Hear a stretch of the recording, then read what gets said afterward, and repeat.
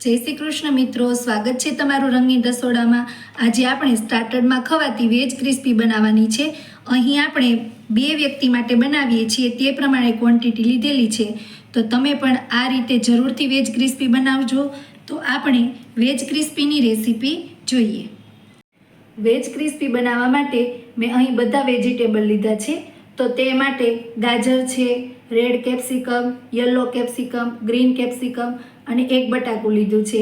આ સિવાય તમે ફણસી, બેબીકોર્ન, મકાઈ આવે છે અને ત્યારબાદ તમે મશરૂમ લઈ શકો અથવા બ્રોકલી લઈ શકો।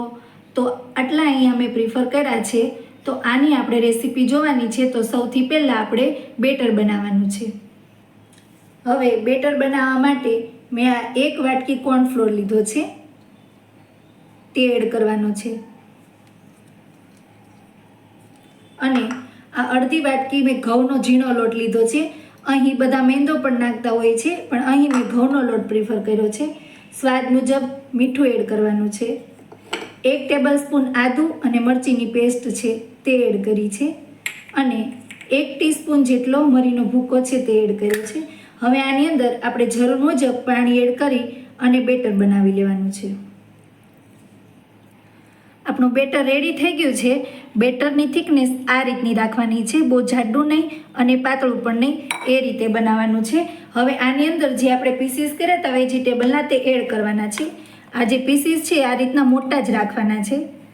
તો આ બધા પીસીસને આમાં આપણે એડ કરી દઈશું। આપણું તેલ ગરમ થઈ ગયું છે। હવે આપણે આ બધા જ વેજીસને ફ્રાય કરી લેવાના છે। તો આ રીતે બ્રાઉન થાય ત્યાં સુધી બધા વેજીટેબલ આપણે ફ્રાય થવા દઈશું।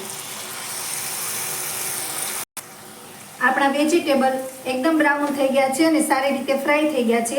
તો હવે તેને આપણે એક પ્લેટમાં કાઢી લઈએ। આપણા વેજીટેબલ ફ્રાય થઈ ગયા છે। હવે આનો આપણે વઘાર કરવાનો છે। હવે વઘાર માટે મેં 2 ટેબલસ્પૂન જેટલું તેલ મૂક્યું છે। તો તેલ ગરમ થઈ ગયું છે, એમાં 4 નંગ કળી લસણની ઝીણી ઝીણી પીસીસ કરી છે, તેનાથી આપણે વઘાર કરવાનો છે અને 1 ટેબલસ્પૂન જેટલું મરચું અને આદુની પેસ્ટ છે તે એડ કરવાની છે। આ સારી રીતે સતળાઈ જાય એટલે લાલ રંગનું આ કેપ્સિકમ છે તે એડ કરવાનું છે। તમારા રીતે તમે થોડું લઈ શકો। અહીં મેં અડધા નંગ જેટલું લીધું છે અને આ લીલું કેપ્સિકમ, ત્યારબાદ આ પીળું કેપ્સિકમ, આ બધું જ વસ્તુને આપણે સારી રીતે ચડવા દેવાની છે। આપણું આ વેજીટેબલ સારી રીતે ચડી ગયું છે।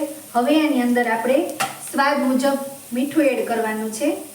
ત્યારબાદ 1 ટીસ્પૂન મેં સોયા સોસ લીધો છે તે એડ કરીશું।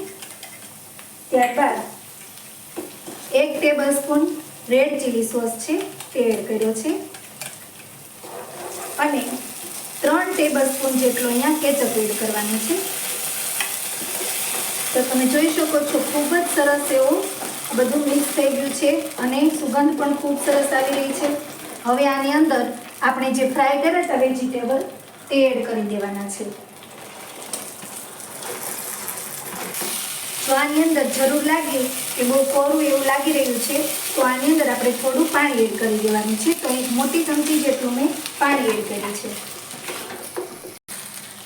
તો આપણી આ વેજ ક્રિસ્પી ખૂબ જ સ્વાદિષ્ટ એવી રેડી થઈ ગઈ છે।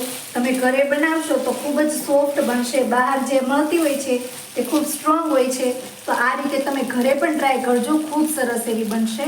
તો આને હવે આપણે એક પ્લેટમાં લઈ લઈએ। તૈયાર છે આપણી વેજ ક્રિસ્પી। તેની ઉપર થોડી ગાર્નિશિંગ માટે આપણે કોથમીર એડ કરીશું। તો તમે પણ આ રીતથી વેજ ક્રિસ્પી બનાવજો। જો તમને અમારો વિડીયો પસંદ આવ્યો હોય તો લાઈક અને શેર કરો અને અમારી ચેનલને સબસ્ક્રાઈબ કરો। Thanks for watching.